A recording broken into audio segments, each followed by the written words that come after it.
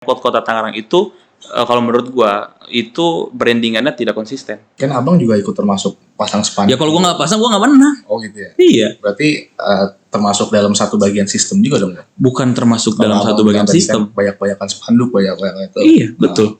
Karena kalau gua nggak gitu gua nggak menang.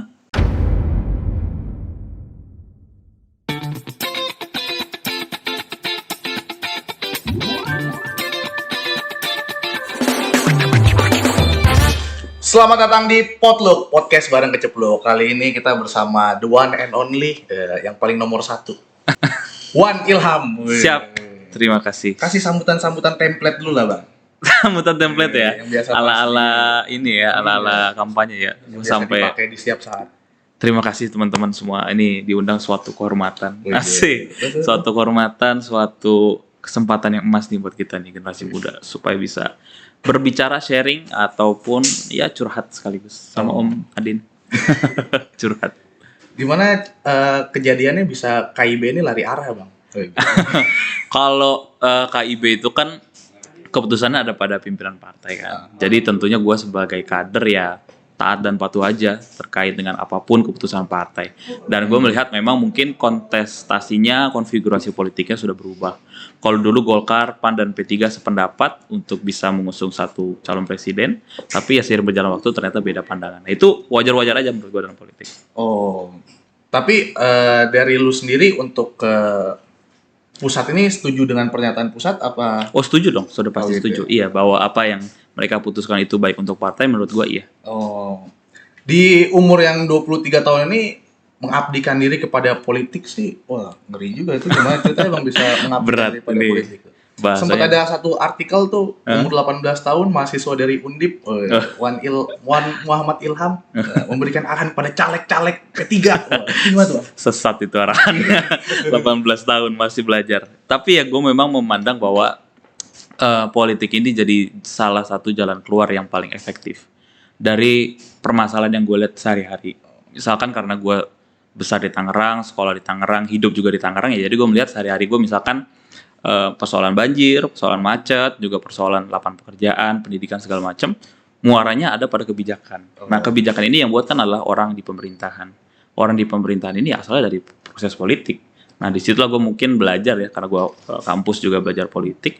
Jadi gue pengen tahu dunia politik Indonesia ini seperti apa sih aslinya gitu. Oh, itu baru sambutan template. Ditanya kenapa mau jadi caleg dan masih muda jadi caleg. Betul. Jadi untuk belajar. Oh, itu jawabannya. Untuk belajar. Berarti kalau masih belajar ini proses pencalekan nanti 2024 main-main apa serius? Kalau itu Kalau penilaian kan silahkan ya masyarakat jadi bilang serius atau main-main. Tapi bisa dilihat dari apa yang misalkan gue sampaikan. Apakah itu bisa dikategorikan sebagai caleg yang main-main atau sekedar melengkapi atau caleg yang serius? Nah itu gue kembalikan pada masyarakat yang menilai gitu. Bang, Silakan gimana lu bisa jatuh hati kepada P3 ini? Iya. Apakah karena background orang tua di P3 juga? Betul. Terlalu sederhana sih kalau gue jawab bapak gue P3, ibu gue P3, terus gue memilih P3. Tapi ada satu proses yang gue menilai bahwa P3 ini yang gue cari selama ini. Kenapa? Karena P3 ini salah satu partai yang asasnya adalah agama Islam. Dalam hal Islam. Nah, gue sih memandang bahwa kita ini selama hidup sering banget belajar dari hal-hal yang sifatnya duniawi. Sementara kalau kita mencari sesuatu yang ideal, mencari sesuatu yang sempurna, ya belajarlah dari agama menurut gue. Oh gitu. Betul. Misalkan sebagai contoh ya, bro mau mencari keadilan di dunia ini. Oke, benar, belajar dari teori hukum. Teori hukum mengajarkan soal keadilan. Tapi kalau mau mencari inspirasi, di mana keadilan itu benar-benar ada, sempurna, dilaksanakan, jadi agama. Kalau misalkan bro mau mencari kesetaraan, di mana kita bisa belajar kesetaraan? Oke, banyak tokoh di dunia ini mampu menghadirkan kesetaraan. Tapi kalau kita mencari inspirasi, di mana kesetaraan itu benar-benar ada, jadi agama. Nah, di situ gue melihat bahwa, oh ternyata gue ini di P3 bukan cuman belajar dari hal-hal yang sifatnya ada di dunia aja. Tapi gue terinspirasi dengan kisah masa lalu, perjuangan agama gue, yang bisa gue jadikan inspirasi ketika gue menjabat sekarang. Itu. Apa nggak terlalu, ada kan sekarang lagi digoreng-gorengnya politik identitas, bawa-bawa agama gitu. Apakah lu nggak takut kecemplung di situ? Sebenarnya ada yang salah persepsi ya kalau menurut gue ya. Politik identitas itu sebuah kepastian. Memang berpolitik adalah beridentitas. Yang nggak boleh adalah menggunakan identitas sebagai alat politik menurut gue. Seperti gue misalkan agama gue menjual agama demi kepentingan politik gue, itu ya nggak boleh. Gitu. Tapi bahwa agama gue mengajarkan kebaikan yang harus gue terapkan di dalam kehidupan gue berpolitik, itu harus menurut gue. Dengan adanya logo Ka'bah di P3, betul. Bukan itu menjual identitas. Itu agama. Bukan menjual agama, gimana? Tapi lebih kepada gue ini terinspirasi oleh ajaran agama Islam. Karena di ajaran agama Islam itu gue selalu bilang Ka'bah itu bukan cuma sekedar logo kiblatnya orang Islam, salah. Tapi Ka'bah itu simbolisasi dari rumah Tuhan. Rumah Tuhan itu ya tempat tidak ada ketidakadilan, tempat semua orang dipandang setara, tempat semua orang dimaafkan masa lalunya. Nah, hal-hal seperti itu sangat menginspirasi gue untuk bisa diterapkan di politik. Menurut gue itu. Kenapa nggak ditambahin dengan rumah-rumah ibadah yang lain, itu logo-logo? Karena dari awal sejarahnya P3 ini dibentuk oleh para alim ulama gitu. Yang memang berasaskan Islam gitu. Kalau ya agama lain, kan dulu kita sejarah juga punya, agama Kristen juga ada dulu. Gitu. Selama berproses di politik ini, selama melakukan turun ke lapangan, apa menurut lo senggolan-senggolan dengan para senior ini yang cukup ya mengerikan lah dalam artian politik? Karena ada pengalaman nggak sih Bang? Kasih cerita-cerita dulu lah buat adik-adik yang nonton. Adik-adik, kita juga masih adik-adik Pak.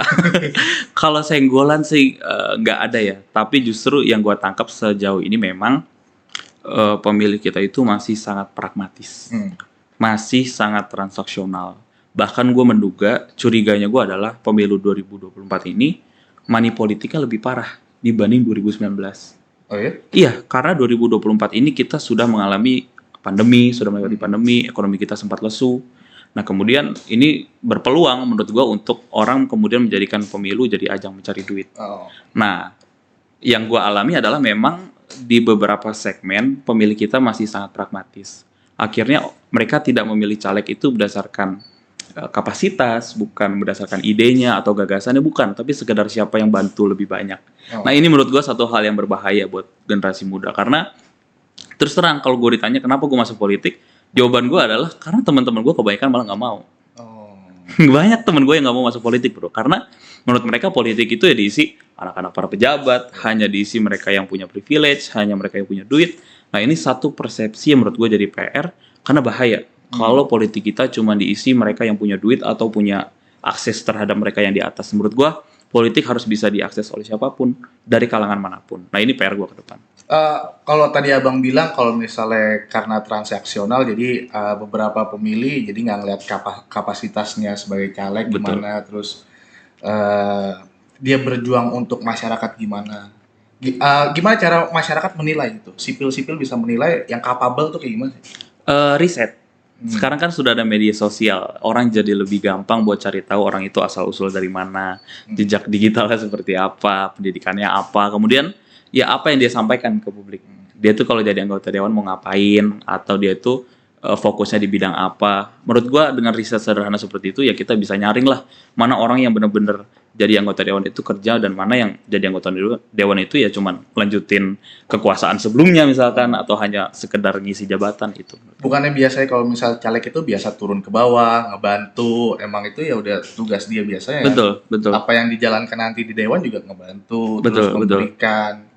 Ya kalau misalnya dikatakan transaksional juga, menurut lu Pak Presiden waktu itu sempat pas Lebaran dia bagi-bagi uang sama Jan Etes. Nah itu gimana tuh menurut lo? Ya itu bukan politik uang, karena dia kan sudah jadi presiden dan mungkin hal yang dia kasih itu kan berasal dari duit negara. Beda halnya dengan sekarang nih, gue caleg nih, kan gue tidak pakai duit negara, pakai duit gue sendiri. Bayangin nggak kalau masyarakat menilai dari seberapa banyak yang gue bantu. Akhirnya siapa yang paling kaya, dia yang akan menang.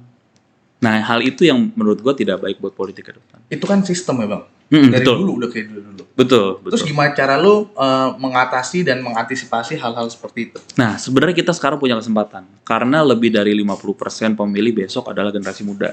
Dan gue yakin sih anak muda itu mungkin ingin satu perubahan di dalam politik. Mereka mungkin lebih melihat caleg yang mereka pilih adalah caleg yang punya visi ke depan, punya gagasan. Nah, karena jumlah anak muda banyak dan mereka lebih pengen caleg yang seperti itu, disitulah kesempatan kita buat merubah yang sudah-sudah. Karena memang kalau kita lihat track record ke belakang yang udah-udah, ya itulah politik kita gitu. Siapa yang punya duit, siapa yang punya kekuasaan, siapa yang bapaknya pejabat, dia yang akan menang. Itu. Dan itu jadi satu PR yang menurut gue nggak baik untuk kita lanjutkan. Oh biasa gitu ya bang. Biasanya begitu. Kalau bapak pejabat, anaknya juga jadi. Kalau bapaknya pejabat, anaknya jadi pejabat. Kemudian kalau bapaknya punya duit, ya anaknya jadi pejabat. Dan akhirnya kalau anaknya juga punya kepedulian ya sama masyarakat, menurut gue sih nggak ada masalah. Tapi yang bahaya kalau anaknya ternyata nggak tahu apa-apa soal politik, nah itu yang jadi problem. Kalau abang kan bapak abang di politik juga. Betul, P3 tuh. betul. Tapi Abang mungkin bro ibu bisa di menilai. Politik. Betul. Terus gimana caranya abang mendenial lah bahasanya itu. Sekarang yang 2024 mendatang kan bahasa mendenial. Mendenial. Gimana Betul. Gue melihat ya, balik lagi ya, kalau penilaian kan dari masyarakat. Lihat aja apa yang gue sampaikan, apa yang gue lakukan, track record gue seperti apa. Apakah itu mendefinisikan anak pejabat yang hanya melanjutkan kekuasaan, atau anak pejabat yang mungkin ingin meneruskan apa kebermanfaat yang dulu pernah dilakukan. Apa yang biasa abang sampaikan sampai bisa mendenial itu? Kalau mendenial sih jujur ya, tuduhan-tuduhan seperti itu memang kadang-kadang ada. Tapi ya gue sampaikan aja, dari sekian banyak caleg itu justru yang paling sering speak up, yang punya visi, ide, gagasan hanya sedikit. Dan alhamdulillahnya ya nama gue termasuk yang sering speak up itu. Berarti maksud abang di P3 juga sedikit caleg yang... Gak cuma di P3, kalau bro lihat di DCS, hampir semua partai politik. Di dapil gue aja nih, dari semua partai politik, yang Gen Z cuma gue pak. Oh. Yang nomor 1, Gen Z cuma gue pak. Semua partai politik. Kok bisa bang? Bisa dapat Ya nomor itulah 1? dia, itu cara kita berpolitik. Cerita-cerita dulu lagi. Tipsnya, itu tipsnya. Dapat nomor 1 di DPRD provinsi, caleg Betul. gitu kan. Nah, Itu kan ngeri juga bang. Pasti banyak patron-patron gitu, senior-senior. emang sih kalau berebut nomor urut itu merupakan satu proses politik yang gak gampang. Gua pun ketika mendapatkannya gak sekedar jualan pernah ini atau anaknya siapa gitu atau punya duit berapa, bukan itu. Tapi justru gua kembalikan kepada para pimpinan partai, pemilih itu besok lebih dari 60% adalah generasi muda. Dan kalau P3 mau menang ya harus mencalonkan anak muda. Dan ternyata omongan gue tersebut didengarkan dan ya terjadilah gue diberikan nomor urut 1. Oh, jawabannya masih template nggak pasti. Oh gitu ya. Tapi nyatanya itu yang terjadi bro. Memang betul-betul itu yang gue sampaikan dan betul-betul itu yang dikasih ke gue. Terus apa yang dilakukan para senior-senior itu pasti cemburu sosial, pasti ada konflik of interest tuh pasti ada. Gimana? Kok ini anak muda belum tahu apa-apa, pengalaman belum banyak udah kasih nomor 1 gitu. Ya menurut gue apa ya, itu kan pemberian dari partai kepada gue ya. Gue tidak bisa kemudian menyampaikan apapun soal itu ya. Lagi-lagi balik lagi bahwa sekarang lebih dari 50% adalah pemilih pemula, anak muda, dan wajar rasanya menurut gue ya kalau nomor 1 itu anak muda juga gitu. Oh, lobby-lobby politiknya gimana tuh bang? Harus, kalau itu harus. Jadi Caranya gimana? Kasih. caranya, caranya ya negosiasi, terus juga lobby-lobby komunikasi politik, ya pinter-pinter bawa diri lah. Kadang-kadang ya gue itu sering melihat teman-teman gue itu suka salah membawa diri. Oh. Jadi mereka ini sudah pintar, bagus, Salah punya ide membawa dirinya gagasan. itu seperti apa bang? Contoh. Ini biar Kadang-kadang, contoh nih. ya kadang-kadang anak muda itu terlena oleh suasana. Misalkan mereka sudah diulu-ulukan sama orang, terus akhirnya merasa di atas angin. Oh. Jadi sama yang lebih tua tetap jadi sombong atau misalkan jadi katakanlah menganggap remeh yang tua justru karena tidak lebih pintar dari dia. Itu salah satu pembawaan diri yang menurut gue tidak pas dilakukan. Nah hal itulah yang gue terapkan di diri gue sehingga ketika gue berhasil ya dalam kata tanda kutip itu berhasil membawa diri ya ketika gue dapat nomor urut 1 alhamdulillah tidak ada apa ya katakanlah kecemburuan atau dari ini segala macam, alhamdulillah semua tenang-tenang aja. Oh gitu ya. Betul. Itu kan kata abang. Oh ya, silakan ditanya ke yang lain. Senior tuh gimana bang ngelihat? Enggak, pasti ada lah bang. Ada yang nanya, kenapa sih Wan Ilham nih yang dikasih nomor 1? Kalau ke gua pribadi sih nggak ada yang nanya ya, tapi menurut gua hal tersebut bisa terjawab dengan sendirinya bahwa memang lebih dari 50% itu pemilih ada generasi muda. Kalau P3-nya mau menang, ya dia harus mencalonkan anak muda menurut gua. Itu biasanya kan beban gini, sederhana. kalau misalnya partai mau menang, calon sebelumnya dikasih nomor 1 juga, yang udah jadi gitu. Dewan provinsi yang udah jadi siapa? Kebetulan di gua Kasih nggak ada incumbent. Oh, Kosong. Oh, kosong pas provinsi itu. Betul, Oh, oke, nggak ada oke. incumbent. Jadi incumbentnya naik ke DPR RI, dapil gua kosong. Ada pendatang baru semua. Jadi ya sudah, Isi lah. Ya. kita isi lah Pak. Berapa dapat nomor 1 ya bang? Bayarnya? Mahar. Alhamdulillah Rp0. Oh iya? Oh iya, Rp0. Boleh dicek. Ngeri. Betul. Kalau tidak punya mahar, harus mahir. Itu template ya. Itu kalau misalnya tips. orang nanya, gimana cara? Ya kalau nggak punya mahar, ya mahir. Iya, harus mahir. Kalau tidak mahir ya udah. Oh.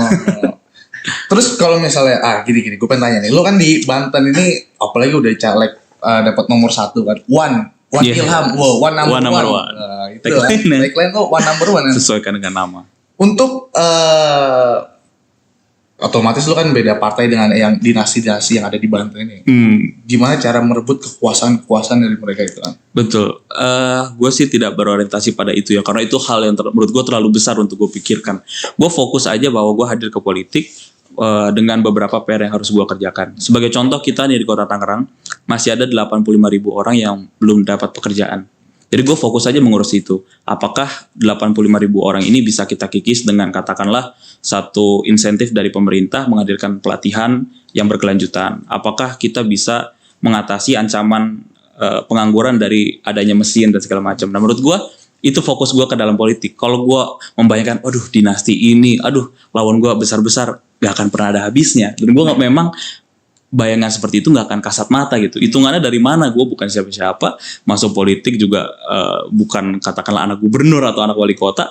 Jadi ya udah nggak usah dipikirin gitu. Kita masuk aja, fokus sama apa yang menjadi tujuan utama gue, dan mudah-mudahan itu diterima oleh masyarakat. Tapi kan banyak yang juga pasti yang dari partai-partai lain kayak, nih wilayah gue nih tiba-tiba nih masuk nih anak muda nih. Iya. Itu gimana tuh Bang? Ada aja sih memang di lapangan namanya berebut pemilih ya. Pasti. Teknis di lapangan itu. Teknis di lapangan ya itu tadi, pinter-pinter mau bawa diri. Kalau kita anak muda itu kan punya kelebihan. Kelebihannya apa tau nggak bro? Kalau salah tinggal minta maaf. Iya dong, kita kan masih muda. Daripada minta izin. Nah, lebih repot. Kalau salah mendingan minta maaf. Sampaikan aja, oh saya masih muda kok, masih belajar. Selesai kok. Terus gue sering lihat nih teman-teman anak muda, mereka jadi caleg. Mereka pikir mereka kalau datang ketemu masyarakat, mereka tuh harus ceramah. Wah, Bapak Ibu tahu nggak ini kita begini, datanya begini. Jadi mereka berpikir kalau mereka tuh harus pinter di depan orang. Menurut gue itu hal yang salah. Yang gue terapkan adalah ketika ketemu orang, gue lebih banyak mendengar dibanding berbicara. Mungkin gue di sini lebih banyak bicara nih, tapi ketika turun ke masyarakat, gue lebih banyak mendengar justru. Ya Bang, ini tempat aspirasi apa? Nah iya betul. Jadi kita kalau ketemu masyarakat, gue lebih banyak mendengar. Dan nyatanya itu lebih works dibanding gue banyak ngomong. Karena kesana jadi anak muda yang so tahu dan ceramain orang tua. Padahal masyarakat itu cuma butuh satu, didengerin. Yes. Nah itu yang gak semua orang paham, bahwa psikologi orang itu ketika bertemu calon wakilnya, mereka tuh mau curhat, bukan mau diceramahin. Terus selama perjalanan Abang mendengarkan masyarakat ini, sipil-sipilnya pada bersuara, apa paling banyak masalah? Masalahnya kalau di Kota Tangerang gak jauh-jauh ya lapangan pekerjaan. Terus kemudian harga-harga yang memang kata mereka sih kurang sesuai lah. Jadi masih dipandang mahal. Dan menurut gue ini sesuai dengan tagline P3 yang sekarang kan kita menggunakan tagline ya, cari kerja mudah, harga murah, dan hidup berkah bersama Partai Kabah. Nah, itu jadi satu tagline yang ternyata cocok di Kota Tangerang. Oh gitu ya? Iya, soal cari lapangan pekerjaan, harga-harga itu. Dengan tagline berakhlakul karimah itu kan? Nah iya, Berarti itu sebenarnya cocok ya berarti ya P3 dengan Kota Tangerang. Tapi gue boleh kritik juga. Pemkot Kota Tangerang itu kalau menurut gue itu brandingannya tidak konsisten. Kota Tangerang tidak konsisten? Iya, brandingannya tidak konsisten. Kadang-kadang kota industri, kadang-kadang kota religius, kadang-kadang pengen jadi kota wisata, tapi kadang-kadang pengen jadi kota penyangga. Nah ini satu hal yang menurut gue mungkin ke depan kita perlu tetapkan satu. Siapa yang salah dalam itu, Pak? Menempatkan diri sebagai Kota Tangerang ini? Betul. Arahnya kemana? Itu siapa yang menjadi penyebab, faktor penyebab, dan salah siapa? Kalau ditanya salah siapa, gue tidak hadir ke politik untuk menunjuk tangan siapa yang salah. Tapi gue hadir ke politik untuk menunjukkan solusi. Ke depan gue pengennya Kota Tangerang itu punya satu brandingan yang tetap, dan kemudian pembangunan kita juga lebih terarah dan fokus. Ketimbang kita melihat masa lalu yang, wah ini begini, menurut gue nggak ada ujungnya. Dan kalau gue menunjuk satu orang yang salah, itu sama aja gue cari musuh. Padahal gue berpolitik buat cari teman. Jawaban aman. Ya. Oh ya, sangat aman bos. Latihannya lama ini. Jawaban aman. Harus aman. Katanya kan nggak konsisten berarti ada yang mengarahkan yang salah, dong? Ada, memang ada yang salah, dan itu harus kita perbaiki ke depan. Apa yang abang lihat dalam sistem yang salah ini apa? Politik lebih spesifik dong bang. Kasih cerita politik dulu di dong. Kota Tangerang itu terlalu stabil. Sudah berapa kali pilkada kita itu selalu lawan kota kosong. Oh gitu. Tandanya apa? Berarti ya politik di Kota Tangerang ini tidak terlalu hidup. Check and balances terhadap pemerintahannya, koreksinya itu nggak jalan. Berarti 2024 nanti untuk pemilihan wali kota P3 siap ngelawan? Oh, gue tidak mewakili partai. Enggak, Tidak mewakili partai. Ini kan aja. koreksi pribadi gue Kalau abang tuh terhadap harus Pemkot. mewakilkan partai ya bang. Oh, Abang enggak. tuh caleg nomor 1 masa di provinsi ini. Tapi ke dalam konteks pilkada, keputusannya kan itu ada pada pimpinan partai pada tingkat kota, bukan gua. Kalau abang nih ibaratnya udah kayak krem de la creme. Apa itu? Levelnya itu di gitu P3 kan, apalagi udah dapat nomor 1 di Banten itu kan udah top level tuh. Ampun, kebetulan. Jadi abang harus udah bisa mewakilkan suara P3 di Banten tuh maunya seperti apa? Kebetulan aja. Dan gue melihat memang Kota Tangerang ke depan perlu koreksi dari sisi branding. Kita harus lebih katakanlah lebih fokus terhadap satu aspek karena kita kota penyangga ibu kota. Kalau Jakarta bisa sekarang seperti ini, mungkin 2-3 tahun yang akan datang Kota Tangerang juga akan sama. Seperti contoh polusi udara di Jakarta. Ya 2-3 tahun ke depan Tangerang mungkin akan sama parahnya dengan Jakarta. Jakarta macet hari ini, ya mungkin 3-4 tahun yang akan datang kita di Tangerang macetnya sama kayak Jakarta. Berarti menurut abang Wali Kota Arif Wismansyah nggak punya konsisten untuk gimana? Bukan hanya pada Pak Ari, bukan hanya pada Pak Wakil, bukan hanya pada semuanya, tapi kerjasama antara pemerintah kota ini harus dibentuk dengan sisi yang kreatif menurut gua. Nah, pemikiran kreatif itu bisa timbul dari anak muda. Berarti yang pemimpin sekarang nggak kreatif gitu? Bukan bilang pemimpin sekarang nggak kreatif ya, tapi lebih kepada kameramen abang ketawa aja. Iya. Gimana? Ini kan dia berusaha mewajibkan kita, tapi kita nggak akan nyebut. Nanya bang, namanya Ade ini nanya. Gue memang memberikan koreksi ya pada sisi branding dari Kota Tangerang, tapi gue tidak ingin menyalahkan siapapun. Karena ya sama aja, gue ngapain nyalain orang buat apa gitu. Bukan gue mencari musuh, tetapi memang dari sisi branding gue melihat Kota Tangerang kurang konsisten. Oh, yang konsisten dan yang bold banget yang abang bawa untuk perubahan Kota Tangerang apa sebenarnya? Kita bisa belajar dari Kota Bandung. Kita bisa belajar dari Yogyakarta. Kenapa nggak ke Depok om belajar? Wah, itu sama saja 11-12 Pak. Mirip-mirip. Kota Depok sama Tangerang itu mirip-mirip. Oh, maksudnya nggak konsistennya itu mirip-mirip? Sama-sama konsisten Depok sama Tangerang menurut abang? Konsisten menjaga menjaga yang tidak konsisten. Jadi kalau gue lihat ya Tangerang ini punya banyak potensi, tapi ya ke depan kita harus hadirkan pemikiran-pemikiran yang muda supaya sisi kreatifnya muncul. Itu. Karena menurut gue ya udah berapa tahun kita di Tangerang ya begini-begini aja. Bang, abang dari tadi bilang kreatif terus. Yes. Kalau misalnya yang abang bawa sendiri untuk sisi kreatifnya apa bang? Jadi gini, di Kota Tangerang itu gue sekali lagi yang mengkoreksi ya, kita itu anak mudanya banyak. Tapi yang sepenglihatan gue adalah anak muda Kota Tangerang itu setelah selesai SMA mereka lari ke Jakarta atau lari ke Bogor atau keluar kota untuk berkarya di sana atau kerja di sana. Karena mereka nggak melihat ekosistem anak mudanya di Kota Tangerang itu belum terbentuk. Terus? Ya kita bisa frankly speaking bahwa organisasi di Kota Tangerang mayoritas organisasi pemuda, mayoritas isinya bukan anak-anak yang di bawah usia 30 tahun atau di bawah usia 40 tahun menurut gua. Kita bisa lihat bandingkan antara Kota Tangerang dengan di Bandung. Ini organisasi yang mana bang? Semua. KNPI maksudnya bang? Semua. Oh semua. Jadi kritik gua pada ekosistem anak mudanya itu belum terbangun.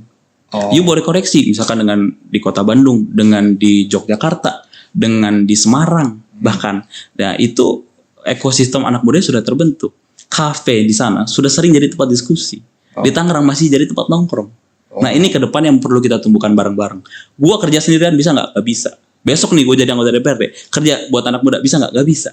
Gue harus kerja sama dengan anak muda di tempat lain yang dari sektor manapun, yang mungkin jadi pengusaha, yang mungkin jadi segala macam ya, influencer segala macam, itu harus kerja sama membangun Kota Tangerang ini supaya anak mudanya tumbuh. Karena gue nggak bisa sendirian. Abang nggak bisa sendirian. Gak bisa. Tapi kadang-kadang yang berpartner sama abang yang satu fraksi juga kadang-kadang punya kepentingan sendiri kan. Iya. Itu. Betul. Itu gimana cara mengatasinya bang? Mengatasi dalam hal kayak ini membangun sama-sama nih, padahal kan ya setiap orang pasti punya kepentingan masing-masing. Dalam konteks membangun Kota Tangerang, gue tidak perlu untuk bisa deal dalam tanda kutip dengan fraksi. Ngapain? Gue harus deal itu dengan anak muda Kota Tangerang, bro. Dengan ketua OSIS pada hari itu, dengan organisasi anak muda pada hari itu, dengan teman-teman aktivis, dengan teman-teman pebisnis, pengusaha, dengan teman-teman influencer, supaya suasana hidup. Gitu. Jadi dalam konteks politik sebetulnya nggak banyak yang bisa gue lakukan, yang bisa langsung dirasakan ya oleh anak muda. Tapi guanya pribadi nih harus engage dengan anak mudanya sendiri, dengan influencernya, dengan pebisnisnya, itu yang harus gue lakukan. Tadi abang bilang anak muda yang dari Kota Tangerang rata-rata abis lulus SMA keluar malah ke Jakarta, ke tempat lain, daerah lain. Apa kurangnya lowongan pekerjaan yang ada di Kota Tangerang kak? Bukan kurang lowongan pekerjaan. Kalau menurut gue mereka melihat Kota Tangerang ini belum seasik itu. Belum seasik itu. Suasananya, suasana kreativitasnya, suasana bisa wadah berkaryanya itu belum banyak. Emang yang asik kayak gimana bang? Kita lihat Jakarta. Gimana? Kita lihat Jakarta di mana banyak NGO tumbuh, banyak wadah-wadah yang jadi interaksi antara penyambung antara masyarakat dengan pemerintah. Ya, terus kemudian banyak juga orang-orang yang bergerak peduli terhadap satu isu, misalkan orang speak up soal udaranya, soal lingkungannya. Nah itu di Kota Tangerang ini belum banyak yang speak up. Gue pernah diwawancara sebelumnya, gue bilang orang di Kota Tangerang itu banyak kan cuma tinggal. Jadi mereka datang ke Tangerang, tinggal, pagi bangun pagi, kerja di Jakarta, weekday, sore pulang, balik ke rumah, ya tinggal tidur, tinggal istirahat. Akhirnya ya kota penyangga ibu kota ini, Kota Tangerang, ya cuma jadi tempat istirahat. Bang, gue mau nanya nih bang. Boleh. Kalau misalnya, kenapa di Kota Tangerang nih rada mall sendiri kadang kurang maju bang? Bukan kadang, emang kurang maju. Dibanding Kita bahkan kalah sama kabupaten, Pak. Geser sedikit ke Tangsel, maju Tangsel. Terus geser dikit kabupaten maju. Geser dikit Jakarta Barat, samping kita maju. Itu apa bang kendalanya tuh? Salah satu alasannya adalah gue lihat mungkin dulu sekali Kota Tangerang itu gagal menarik investasi. Dulu. Kalau sekarang mungkin maksud abang zamannya Pak Wahidin. gue nggak menunjuk orang sekali lagi ya. Dulu pada kan sejarahnya, dulu itu Kota Tangerang gagal menarik investasi. Karena kalau kita lihat di Kabupaten Tangerang, mal-mal yang maju semuanya dari swasta, bro. Nggak ada yang dibangun oleh pemerintah, nggak ada. Perkembangannya itu karena tanah kosong dibeli oleh developer, kemudian dibangun seperti sekarang. Sorry to say, kemiskinan di Kabupaten Tangerang berkurang bukan karena yang miskin jadi sejahtera, tapi karena yang miskin digusur, dibeli oleh developer kaya, rumahnya di atas harga 2M, yang beli orang sudah sejahtera. Nah itu yang bikin maju Tangerang di Kabupaten sekarang, yang bikin maju di Tangerang Selatan sekarang. Berarti kalau itu ketimpangan sosial dong dari orang. Lu kalau lihat jalan ke Kemiri, Pak, mau Kemiri dengan di Kelapa 2, di Gading Serpong, beda planet, Pak. Hitungannya udah bukan beda negara lagi, beda planet. Karena ya memang ketimpangan sosialnya jelas ternyata. Nah, kalau konteks Kota Tangerang itu memang investasi dari sisi swastanya menurut gue sedikit. Hanya ada satu daerah yang mungkin lumayan develop, Alam Sutra. That's it. Itu pun mallnya kita bisa lihat nggak bisa bersaing dengan semua rekon misalkan. Itu berarti Alam Sutra sebenarnya punyanya Tangsel apa Tangerang? Kebelah dua kan, ada yang Tangsel, ada yang kota, ada yang Pinang juga kan, karena bagian mall Alam Sutra kan Pinang. Nah itu menurut gue salah satu hal yang mungkin dulu agak kurang berhasil kita menarik investasi, sehingga sekarang dulu nih kapan bang dulu nih biar pasti sepanjang sekarang kalau gue nunjuk satu hal itu sama aja gue cari musuh, Pak. Jadi mendingan gue bilang dulu kan ada periode pertamanya Pak Arief, terus ada periodenya Pak WH. Dulunya tuh kapan bang? Ya sepanjang sejarah sekarang sampai sekarang Kota Tangerang. Berarti yang dulu nih pemimpin itu menurut abang gagal menjalankan Kota Tangerang apa gimana? Bukan gagal menjalankan Kota Tangerang, gagal menarik investasi dari swasta. Sehingga sekarang kebanyakan tanah di Kota Tangerang itu jadi rumah. Dan perumahan-perumahan yang sifatnya memang dikembangkan oleh swasta tapi bukan developer yang ternama. Nah, gue melihat sih ini bukan berarti jadi hal yang jelek, tapi ke depan jadi perlu banyak koordinasi dengan kota kabupaten di samping kita. Karena kalau rumah doang kan ya kita butuh kebutuhan primer lain ya kan, sekolah, universitas, rumah sakit segala macam. Nah itu ya akhirnya Kota Tangerang harus menjadi kolaborasi juga dengan kota-kota lain. Beda dengan Tangsel yang bisa mandiri, kabupaten bisa mandiri. Apa yang harus dirubah bang? Apakah kebijakannya ada suatu kebijakan yang ternyata menghambat si investor datang untuk melakukan pengembangan di daerah Kota Tangerang? Kalau sekarang nih ya, kalau kita mau hari ini mau merubah Kota Tangerang jadi seperti kabupaten, udah susah. Kenapa bang? Karena sudah padat penduduk. Dan mayoritas mungkin developer ya, mereka nggak akan mau beli tanah yang harganya sudah tinggi. Lain seperti mereka dulu beli PIK. Ya karena memang waktu mereka beli itu masih harga murah. Nah kalau di Kota Tangerang itu tugasnya sekarang tinggal menyesuaikan. Gimana kita memastikan pertumbuhan penduduk ini jalan, tapi kotanya nggak macet. Gimana kita memastikan bahwa orang-orang Kota Tangerang yang kerja di Jakarta ini nggak terus-terusan menumpuk di Tol Karang Tengah setiap pagi. Nah, transportasi publiknya harus dibenahi. Kita harus banyak ngobrol sama Pemprov DKI soal itu. Gimana tuh bang solusinya kira-kira menurut abang kalau misalnya biar Kota Tangerang ini bisa menandingi Tangsel dan kabupaten? Dari sisi abang sendiri gimana nih kalau misalnya apa yang abang akan bawa nanti untuk bisa Tangerang kota bisa jadi kayak Tangsel, bisa jadi kayak Kabupaten Tangerang? Ada caranya. Satu, anak mudanya harus tumbuh. Gitu. Ya, kita harus membentuk ekosistemnya. Jadi organisasi anak mudanya harus diisi oleh anak muda sendiri. Ruang kreativitasnya harus tumbuh. Wadah aspirasinya harus tumbuh. Suasana demokrasinya juga harus rame. Check and balances pemerintahnya juga harus tumbuh. Kalau kita berkaca di Tangsel, gue bisa lihat ya, memang teman-teman gue anak muda di sana lebih punya warna. ketimbang kita di kota Tangerang. Di kabupaten pun walaupun tidak seperti Tangsel, tapi bisa dikatakan mereka juga lebih maju karena pelan-pelan orang Kabupaten Tangerang itu sudah mulai mirip Jakarta, Pak. Karena itu tadi perkembangan investasinya di sana tinggi. Dan orang-orang sekarang kalau misalkan mau bangun cabang ya, misalkan rumah sakit cabang dari Jakarta, itu pasti bangun di Kabupaten Tangerang. Kemudian hotel misalkan, hotel-hotel berbintang 5 udah mulai geser ke Kabupaten Tangerang. Nah menurut gua ini hal yang kita kota Tangerang nggak bisa kejar, tapi mungkin kita bisa sesuaikan kolaborasi dengan mereka, memastikan supaya kota tempat tinggal orang ini nyaman untuk dihuni itu. Karena kalau gue lihat udara aja di Jakarta, ternyata kota Tangerang itu lumayan parah loh bro. Oh lumayan parah juga. Iya lumayan parah, hampir mendekati Jakarta gitu kualitas udaranya. Oh banyak yang ISPA juga. Iya makanya ini pernafasannya. Ini gue nggak pernah dengar ada aktivis udara aktivis udara berbicara soal udara di Tangerang gitu. Itu gue belum pernah dengar. Jakarta rame. Adanya aktivis apa bang di kota Tangerang? Ya itu silakan dinilai sendiri. Abang nih nggak mau nyebut-nyebut ya. Nggak boleh, nggak boleh. Bukan nggak mau, nggak boleh. Gitu. Betul. Terus selama perjalanan di politik ini bang, pernah gak ada tawaran-tawaran dari partai lain kayak lu masuk sini aja nih gitu? Ini kayaknya Wan Ilham nih lebih cocok di sebelah sini nih kayak gitu. Dibilang tawaran sih gue terlalu GR mungkin ya. Tapi kalau diajak ngobrol beberapa kali memang pernah. Tetapi sama beberapa pihak lah, beberapa partai. Inisialnya apa ya? Sampai lupa gue. Ya, hampir semua partai gue pernah ngobrol dan ternyata lupa tuh jawaban paling betul. Emang dan itu yang gue pakai.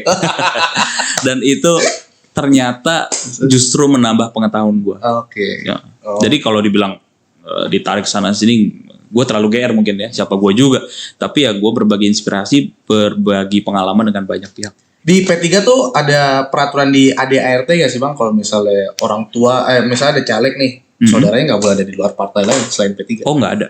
Oh nggak ada ya? Nggak ada. Berarti misalnya orang tua caleg dari P3, abang dari Golkar misalnya. Boleh. Bisa aja? Boleh. Oh. Boleh. Boleh. Silakan aja. Berarti kalau boleh akan pindah nggak? Oh enggak dong. Kan pilihan gue sudah jatuh ke P3. Iya. Itu. Karena P3 bukan hanya merangkul anak muda, tapi juga memperjuangkan kepentingan anak muda. Cari kerja mudah, harga murah, hidup berkah. Oh. Tapi yang gue sebagai anak muda ngeliat kota Tangerang ya bang, gue ketemu P3 itu rata-rata pada senior semua jauh di atas. Yang baru gue tahu nih cuma Wan Ilham doang nih yang paling muda di P3 ini. Iya. Siapa lagi bang? Ada gak sih wings-wingsnya P3 itu yang anak muda? Kalau Golkar kan ada AMPI, AMPG. Terus kalau misalnya Demokrat kan ada AMPD. Nah, kalau misalnya di P3 tuh ada sih? P3 itu punya banom namanya GMPI, GPK, AMK, dan WPP. Memang P3 punya PR dalam hal regenerasi. Gue bisa katakan memang anak muda di P3 itu tidak sebanyak di Golkar, tidak sebanyak di Gerindra atau di Nasdem atau di PDIP. Tapi paling tidak hari ini ternyata dengan kehadiran gue, anak muda juga ada di situ gitu. Dan bukan masalah partainya, balik lagi, bukan masalah partainya, tapi masalah kita nih anak muda bisa memanfaatkan momen di kali ini pemilu 2024 karena pemilihnya banyak anak muda. Nah anak muda itu harus ada di setiap partai menurut gue. Supaya siapapun yang menang besok, yang menang adalah anak muda. Oh berarti PR untuk P3 di Banten dan Kota Tangerang ini untuk diisi sama regenerasi. Betul itu PR buat hampir semua partai justru ya kalau menurut gue ya. Karena kalau kita ngeliat daftar calon sementara sekarang, buset, menurut gue kebanyakan boomers. Dan wabil khusus di Kota Tangerang.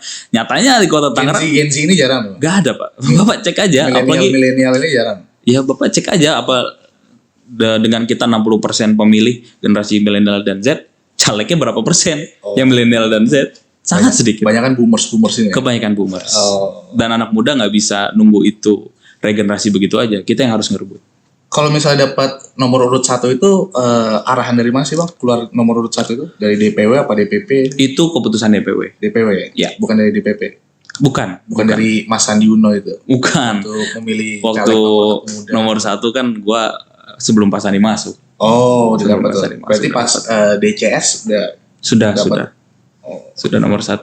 Itu ya kepercayaan titipan dari partai kepada gua.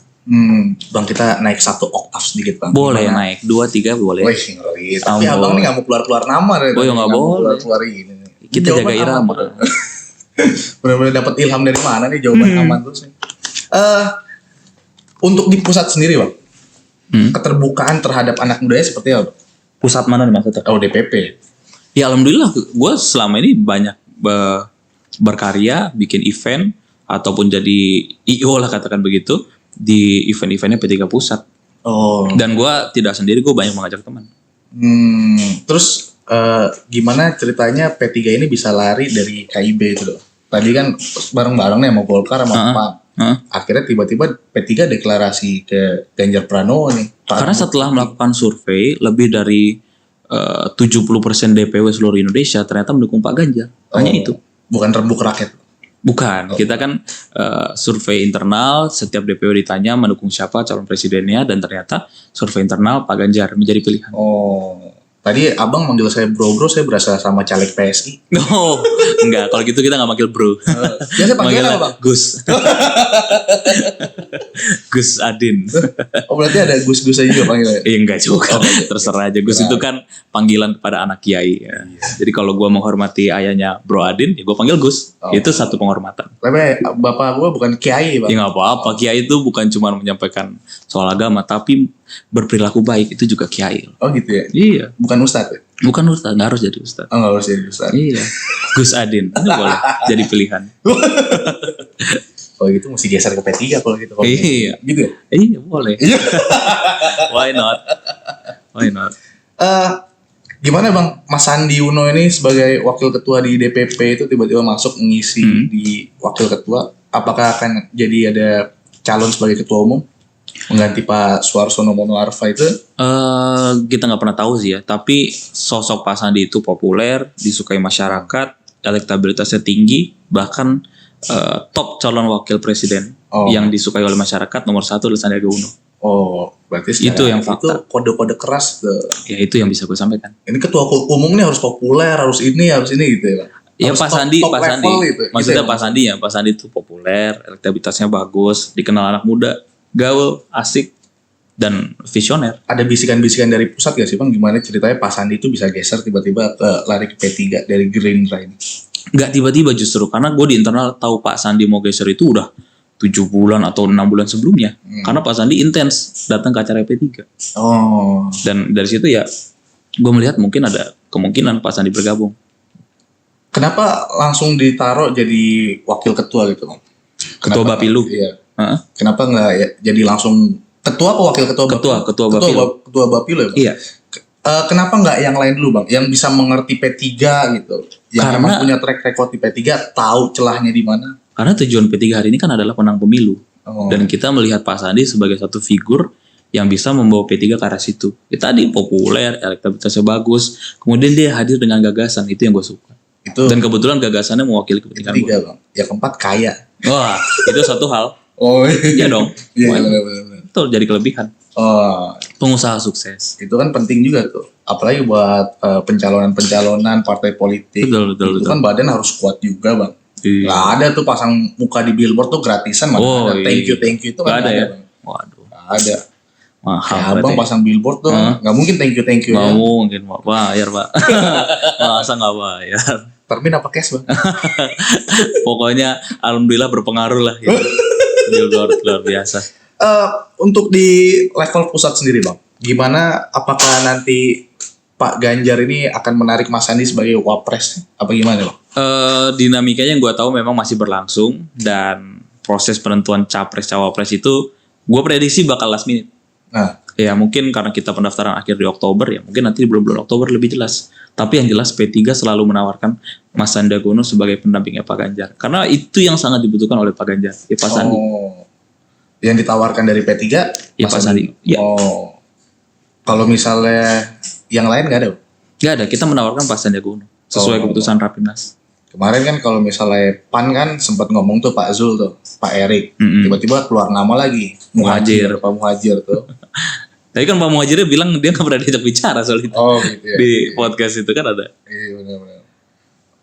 Berarti sempat ketemu sama Pak Sandi juga gak Bang? Diskusi perihal... Gue pribadi ngobrol secara langsung sih belum pernah. Tapi kalau dengerin dia ngomong beberapa kali memang pernah. Rapat memang mendengarkan arahan beliau. Sudah. Arahannya apa tuh biasa? Arahannya memenangkan P3.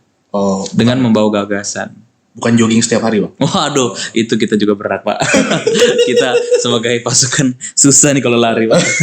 Berat. P3 nggak ada lagu-lagunya Bang Kepan gitu. Belum Yang dibuat. begini-begini nggak ada, Bang. Belum. Mungkin nanti Abang tuh harus solawatan bikin, Bang. kali. Karena Abang kan sangat kreatif nih. Nanti harus Abang bikin tuh kreatif. solawatan. Oh, salawatan, Bang. Iya, remix. Oh, salawatan boleh diremix ya, Bang? Iya, nadanya doang. Oh. Jangan blunder-blunder dikit dong. Enggak dong. Jadi kalau misalnya dipotong FYP tuh, Bang. Enggak apa-apa, kan banyak di TikTok. Iya. Terus sejauh pengalaman karir di politik ini, Bang, keluarga support apa enggak? Alhamdulillah support, dan memang gue melihat sih politik itu bukan untuk semua orang menurut gue. Karena pengorbanannya luar biasa. Tenaga, waktu, pikiran maupun konsekuensi finansialnya luar biasa. Dan itu memang membutuhkan satu keinginan determinasi yang tinggi ya menurut gua. Kalau orang nggak benar-benar passion, nggak akan sih. Oh, berarti menurut Abang kos politik juga tinggi kan pasti? Oh iya, sangat tinggi. Sangat tinggi. Tadi kan gue bilang, money politik di 2024 akan lebih parah daripada 2019. Oh, terus jadi ikut bagian money politik apa enggak? Money politik itu artinya bukan hanya bagi-bagi duit di hari H. Gimana? Tapi money politik itu, sebagai contoh gue nih bro, gue tidak pernah jadi RT, tidak pernah jadi RW, tapi harus memperkenalkan diri ke publik supaya dipilih oleh 20.000 orang. Caranya gimana? Ya memperkenalkan lewat iklan. Iklannya apa? Spanduk, billboard, segala macam. Itu apa kalau bukan duit? Iya. Nah, mungkin ke depan ya, koreksi gue pada sistem politik kita, mungkin ke depan lapangannya harus dibuat rata. Sehingga siapapun yang bertarung itu punya kesempatan yang sama untuk memperkenalkan diri kepada publik. Sekarang kan banyak-banyakan spanduk aja. Ya, banyak-banyakan spanduk itu banyak-banyakan apa? Banyak-banyakan duit. Nah, ini jadi satu hal yang menurut gua nggak sehat ke depan. Kan Abang juga ikut termasuk pasang spanduk. Ya kalau gua nggak pasang, gua nggak menang. Oh gitu ya? Iya. Berarti termasuk dalam satu bagian sistem juga dong ya? Bukan termasuk Kalau dalam Abang satu bagian bilang tadi sistem. kan banyak-banyakan spanduk, banyak-banyak itu. Iya, betul. Karena kalau gua nggak gitu, gua nggak menang. Oh. Nah, itu hal seperti itu yang bahaya sekarang. Bisa dibayangin nggak kalau misalkan besok gua nggak menang karena gua nggak mau ikutan pasang spanduk? Lah lebih kalah lagi dong anak muda. Oh gitu ya. Nah, bisa dibayangin sekarang kalau misalkan gue ikut-ikutan dulu pasang spanduk, besok kalau gue menang, gue berusaha membenahi sistem. Lebih baik apa lebih buruk? Menurut gue lebih baik. Oh, tergantung Abang itu. Oh, tergantung. Makanya pilih dulu. Dapil rumah di dapil saya tuh, Bang. Oh iya, masuk ya? Iya, Oh. masuk. Tangerang A. Tangerang A, kota Tangerang A. Ada tiba-tiba depan rumah gua ada rumah tetangga tuh, buset. Spanduk besar juga kawan nih, gue liatin spanduk nih. Gila. Siapa geser namanya? Oh, Wan Ilham. Oh, Aduh, gila. kita malah nggak tahu ada spanduk di situ. Bukan saya masang. Kalau misalnya Bang, ada beberapa caleg-caleg itu yang misalnya ada yang rumahnya di Jawa Barat tapi dapilnya di Tangerang gitu. Itu gimana sih Bang proses-proses bisa kayak gitu? Ya itu kan pilihan masing-masing aja. Kita tuh boleh nyalek di mana aja sesuai yang kita daftarin. Boleh. Oh, di P3 juga boleh? Iya, semua partai boleh. Oh, semua partai boleh? Semua partai. Misalkan bro Adin tinggal di Tangerang, terus mau nyalek di Jawa Barat, di Bandung, boleh aja. Oh, itu apa enggak jadi bingung kalau misalnya konstituen itu untuk ketemu dengan dewannya, dengan wakilnya gitu? Karena kadang-kadang kalau persoalan tempat tinggal kan itu jadi pilihan preferensi pribadi ya maksud gue. Jadi nggak bisa jadi tolak ukur juga dia tinggal di mana, terus nyalek di mana, kemudian diukur dia baik apa enggak. Menurut gue nggak juga begitu sih. Karena yang terjadi selama ini ya orang bebas aja mau tinggal di mana, nyalek di mana. Apa itu suatu sistem yang akan dirubah juga Bang nanti ya Bang? Kalau misalnya Abang itu pengen gua. ubah, iya, pengen ada sih. perubahan itu. Enggak, menurut gue siapapun bebas menentukan pilihan. Oh. Misalkan Mas Adin, Gus Adin tinggalnya di Tangerang, tapi karena mantannya banyak orang Bandung, jadi wah kayaknya saya bisa terpilih di Bandung nih. Jadi ya udah saya nyalon di Bandung aja, kan why not? Dan ternyata dengan menangkap aspirasi dari berbagai mantan itu jadi satu hal yang positif, ya why not lu jadi berbakti buat orang Bandung. Itu bisa bagus juga. Enggak, tapi apa enggak nanti misalnya masyarakat pengen diskusi, pengen ngobrol, minta keluh kesah? Itu kan soal tempat tinggal. Kalau misalkan dia Gus Adin nih misalkan udah jadi orang DPRD Bandung, ya pasti akan lama-lama tinggal di Bandung, nggak mungkin tinggal di Tangerang juga lah. Kan kantornya di sana. Kan ada juga yang pulangnya malah kemana? ke Istri kedua. Oh, ada ya Bang itu? Ada banyak. Ada di P3 juga? Nggak ada. Silahkan boleh dicek. Itu jawaban paling aman, silahkan boleh dicek. Yang jelas gue enggak kan itu. Oh, gitu. Abang kan nikah juga belum ya? Nah itulah makanya gue bilang gue aja enggak. Oh, iya. Abang nih suka keluar-keluar sesuatu ya, tapi Iya dong. ditanya balik, oh bagus. Itu Silakan biar dicek. penasaran. Kalau penasaran ya episode kedua. Oh gitu ya, boleh. Tukeran exposure ya bang. Iya, siap. Tapi selama berkarir di politik ini, berapa kos yang biasa dikeluarkan bang untuk caleg di DPRD provinsi ini sekarang? Gua atau Abang lah. wah, gua mau berapa? Dikit banget bro, jujur aja karena Dikit nih relatif bang. Kalau mungkin menurut di bawah abang, 100. Oh, Mungkin di bawah 100. 100 miliar. Enggak dong, 100 juta lah Pak. Oh. Mana ada gue duit segitu. Saya nggak 100 miliar. tahu, Bang. Di bawah 100 juta karena ya sejauh yang gue lakukan sekarang gue sangat memberikan satu pendekatan yang hemat. Pendekatan yang memang tidak berorientasi pada pragmatisme menurut gue. Itu. Pernah gak bang ketemu konstituen nih yang di dapil abang? Mana nih nggak ada amplopnya nih? Oh, sering. Kampanye doang, mana ada amplop nih kawan satu nih? Gimana? Betul, sering. Dan itu jadi satu hal yang menurut gue memang ke depan persepsi itu harus pelan-pelan kita rubah. Karena bahaya kalau setiap pemilu kita ngeliat caleg itu kayak ngeliat orang yang sangat berduit. Oh. Bahaya. Pada akhirnya orang-orang yang punya potensi, orang-orang yang punya pemikiran, mereka jadi males untuk masuk ke politik karena mereka takut mereka akan dimintain duit oleh orang banyak. Nah ini jadi satu hal menurut gua ke depan harus kita rubah. Dan bahaya loh kalau misalkan politik itu hanya diisi oleh orang-orang yang punya duit. Akhirnya aspirasinya hanya dari kalangan atas. Saya lihat ada berita si Rian Ernest dari Golkar, dia di dapil DKI dia bilang, oh ini caleg modal dengkul nih. Iya. Dia pernah dikatain gitu loh. Pernah. Modal dengkul nih abang. Iya, saya belum dikatain malah saya ngaku duluan. Gue ngaku duluan, bro. Serius. Gimana? Ya, saya nyalek modal dengkul. Ya, nyalek modal dengkul aja. Terus kemudian ya punya teman banyak, bicara sana sini, diundang wawancara ya alhamdulillah. Oh gitu. Ya kalau misalkan bagi-bagi duit, saya angkat tangan. Oh. Itu yang gue lakukan. Tapi sebelum jadi ini masih caleg ini proposal udah banyak loh. Banyak lah. proposal. Ya itu jadi persepsi masyarakat lagi. Itu gimana bang untuk mengantisipasi akhirnya jadi money politik, bagi-bagi ada pengajuan proposal, bagi-bagi uang. Itu gimana tuh bang? Apanya? Untuk mengantisipasi money politik itu kan salah satu money politik yang Ya kalau nggak sanggup ya bilang aja nggak sanggup Pak. oh, Gue mah terus terang aja, ada orang minta duit ke gue untuk bantuan ini segala macam, ya Pak saya nggak sanggup. Ya udah, kalau karena itu dia cari nggak mau mendukung gue, ya gue nggak bisa berbuat apa-apa dong. Yang gue bisa lakukan kan hanya mendekati pelan-pelan kan, menyampaikan kalau gue punya visi, that's it. Tapi kalau gue meladeni itu terus ya, gue nggak akan pernah selesai. Kalau menurut gue itu nggak ada habisnya. Tapi dari 1 sampai 10 yang perihal duit itu ya pasti 9 ya bang, banyak kan. Iya memang Rata-rata kayak gitu ya. mayoritas masyarakat masih melihat politik kita itu jadi politik yang hanya dihuni oleh orang-orang yang punya duit. Jadi kalau ngelihat caleg itu kayak ngelihat ATM berjalan. Jadi sehingga apapun cara dilakukan untuk bisa dapat duit dari situ. Ya itu satu hal yang nggak sehat menurut gua. Satu hal yang nggak sehat bang. Ya anak muda makin lama akan makin malas masuk politik kalau terus-terusan begini caranya. Oh. Betul. Bang, mau minta pendapat dan sarannya bang. Ketiga capres nih Mas Anies, Pak Ganjar sama Pak Prabowo. Dari Mas Anies dulu gimana, dari Mas Wan Ilham nih? Pandangannya. Iya pandangannya untuk Bagus. capres ini beliau. Berprestasi di Jakarta. Banyak kinerjanya yang dapat apresiasi dari publik. Orangnya pintar dan gagasannya banyak. Berarti kalau di DKI udah selesai belum nih bang untuk menyelesaikan DKI itu? Mas Wah, Anies? kayaknya kalau menyelesaikan masalah DKI nggak bisa seperiode 2 periode menurutku. Oh, Itu membutuhkan satu rencana jangka panjang.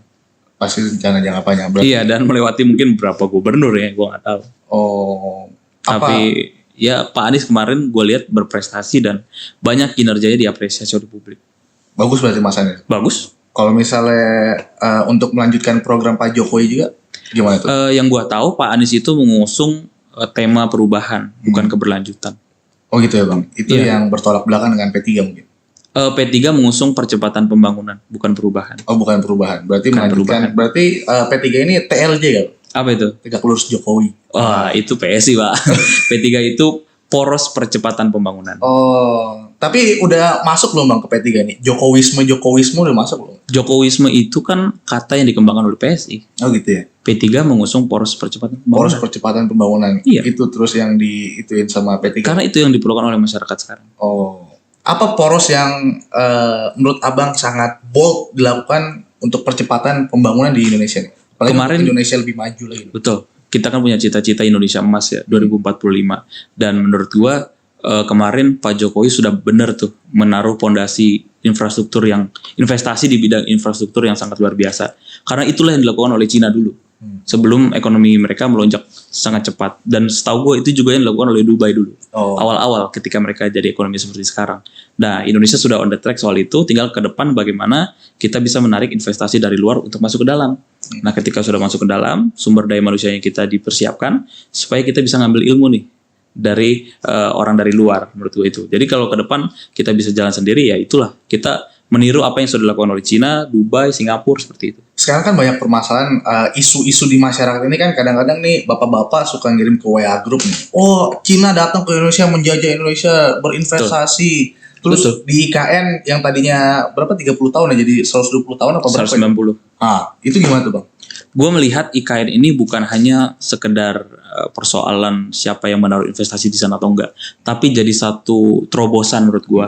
Bagaimana pembangunan yang tadinya Java sentris menjadi berpindah ke Kalimantan, merupakan sebuah usaha untuk menerapkan kesetaraan menurut gue. Sehingga dulu kalau pembangunan itu 60% ada di Jawa, ya pelan-pelan bisa berpindah ke Kalimantan. Dan menurut gue itu baik buat Indonesia ke depan. Dan sekarang kan IKN adalah proyek terbesar di dunia, bahkan melebihi The Line yang ada di Surabaya, Saudi Arabia. Itu. Terus untuk perkataan yang dalam tanda kutip quote unquote ini, Cina mengambil alih misalnya investasi Cina. Tahu gue ya, justru berdasarkan surat minat yang disampaikan ke Badan Otorita IKN itu lebih banyak bukan dari Cina, justru dari negara Timur Tengah kalau gue nggak salah. Iya, jadi maksudnya kalau tuduhan begitu ya kita bisa cari bro banyak gitu. Tetapi ya kita lihat faktanya aja di lapangan. Menurut gue IKN jadi satu step untuk kita bisa mencapai Indonesia emas. Berarti abang setuju misalnya ibu kota pindah? Oh, sangat setuju loh. Setuju. Dan itu sangat diperlukan. Kenapa emang bang? Apa yang abang setujukan akhirnya untuk pindah selain proses penyemarataan pembangunan gitu? Ya karena 60% pembangunan ekonomi Indonesia itu ada di Jawa selama ini. Sedangkan negara kita berdasarkan udah berapa pulau, berapa provinsi. Nah, menurut gua perpindahan ibu kota ini jadi satu jawaban bagi masyarakat Kalimantan, bagi masyarakat Sulawesi sekitarnya, supaya pembangunan pelan-pelan bisa bergerak ke sana. Itu. Tapi Tugu Monas nggak dipindah? Enggak. Susah mindahin Tugu Monas pindah juga. Selama ini bang, sebagai anak muda ketemu anak muda lagi, apa sih biasanya kendala mereka yang nggak mau ikut di politik itu biasanya? Kendalanya karena mereka politik itu melihat isinya ya hanya orang-orang yang sudah punya kekuasaan, hanya berisi orang-orang yang sudah punya duit, sudah punya akses. Nah ini yang harus dirubah ke depan. Gue pengen politik itu jadi lebih cair. Politik itu bisa diakses oleh siapapun. Dan apapun profesi orang melek soal politik. Gak harus kok semua orang itu jadi caleg, enggak juga. Tetapi semua orang itu harus melek bahwa mereka itu kalau nyoblos orang harus tahu orang itu punya visi apa, ide apa, gagasan apa, dan pertanggungjawaban mereka ketika terpilih nanti seperti apa. Itu menurut gue satu kesadaran politik yang harus kita bangun. Bukan berarti semua orang juga harus masuk politik, enggak juga. Enggak juga. Gini bang, kalau misalnya biasanya kan banyak yang bilang kalau buah jatuh nggak jauh dari pohon, betul. Otomatis kekuasaan itu biasanya diwariskan. Dalam artian misalnya bapaknya udah menang di Banten, bapaknya naik RI, anaknya ngurusin di Banten. Itu gimana tuh bang? Cara melawan kekuasaan yang kayak gitu bang? Waduh, kalau misalnya ya kan pengen ada perubahan bang, mau sebagai anak muda masuk. Nah itu kan mesti ada perubahan tuh. Bagaimana cara mengantisipasi atau merebut kekuasaan itu bang? Kalau merebut kekuasaan itu tergantung dari apakah masyarakatnya mau memberikan kepada kita amanah itu atau enggak. Nah, masyarakat itu ya tergantung bagaimana kita menyampaikan pesan menurut gua. Nah, kalau kita berpikir bagaimana melawan dinasti, melawan katakanlah orang-orang yang sudah berkuasa, itu terlalu berat dan terlalu besar. Kalau itu yang dibentuk, pesan itu yang dibentuk anak muda, mereka nggak akan mau masuk politik menurut gua. Karena ngapain buang-buang waktu, buang-buang tenaga, buang-buang duit kata mereka. Gua harus ngelawan orang besar, ngapain? Mendingan gua mikirin diri sendiri. Karena trennya anak muda zaman sekarang itu makin lama makin individualis, bukan makin gotong royong. Sebetulnya kita kehilangan core values negara kita ya. Dulu kita itu sangat gotong royong, bahkan kita gotong royong baru bisa merdeka. Nah sekarang kita itu makin individualis. Menurut gua ke depan kalau kita mau merebut kekuasaan ya bangun kesadaran bahwa politik itu mempengaruhi kehidupan individu kita masing-masing. Betul. Seperti contoh soal pendidikan, gue selalu mengatakan teman-teman, pendidikan itu apa sih? Apakah hanya sekolah? Apakah pendidikan itu 5 tahun yang akan datang hanya lu pergi ke sekolah lalu pulang lagi? Menurut gua enggak. Karena 5 tahun yang akan datang mungkin aja ya orang ke sekolah itu udah bukan lagi soal belajar dengerin guru. Hanya sekedar formalitas aja datang ke sekolah. Ngelatih bangun pagi pakai seragam, that's it. Tapi proses pendidikannya sendiri itu mungkin aja berlangsung di rumah. Oh. Sebelum mereka tidur, buka YouTube. Atau mereka baca buku yang mereka dapetin di e-book, bukan lagi di Gramedia atau di Gunung Agung. Nah, proses pendidikan yang makin lama berubah inilah yang harus kita hadapin ke depan. Dan itu adanya di politik, bukan di mana-mana. Oh, Bang, kalau misalnya anak muda mau berlabuh ke P3, apa yang P3 akan berikan untuk anak muda ini, Bang? Tuh, sekarang kan udah jelas P3 memperjuangkan kepentingan anak muda. Oh. Cari kerja mudah, harga murah. Itu dua hal yang sangat-sangat berpengaruh pada anak muda. Biasanya kan anak muda nih rata-rata, gue pengennya ke partai yang udah besar aja. Betul. Kalau misalnya ke partai-partai yang ya dalam tanda kutip surveinya masih kurang terlalu banyak, kurang memuaskan. Nah, akhirnya kan perjuangannya akan lebih sulit, Bang. Itu gimana tuh, Bang? Menjadi muda dalam partai yang tua itu privilege. Nah, itulah yang gue rasakan sekarang. Mungkin memang jumlah anak muda di P3 itu masih sedikit. Tapi karena sedikit itulah, sehingga kesempatan gue jadi banyak. Ketika P3 berbicara soal anak muda, ya akhirnya orang-orang tertentu yang dapat kesempatan kan. Nah, inilah kenapa anak muda harus mau juga memilih partai-partai yang dalam tanda kutip mungkin terkesan partai orang tua. Karena di situ banyak kesempatan yang ditawarkan. Oh, tapi kenapa rata-rata pada masuknya ke yang lain, Bang? Kenapa jadinya P3-nya sepi anak muda ya, Bang? Apa menurut Abang autokritik lah untuk Kalau P3 autokritik sendiri? memang Gimana? sebelumnya 10 tahun ke belakang kan P3 tuh banyak konflik, kemudian tidak fokus melakukan konsolidasi, regenerasi juga sempat terputus. Nah, ini pelan-pelan kita benahi lagi dengan kehadiran gue dan teman-teman anak muda supaya memberikan kesadaran bahwa P3 ini nggak mati begitu saja. Oh. Memang nanti gue bisa akuin bahwa partai lain itu lebih berhasil melakukan regenerasi, betul. Nanti ketua DPW P3 Banten ini akan diambil sama Bang Wan Ilham nggak?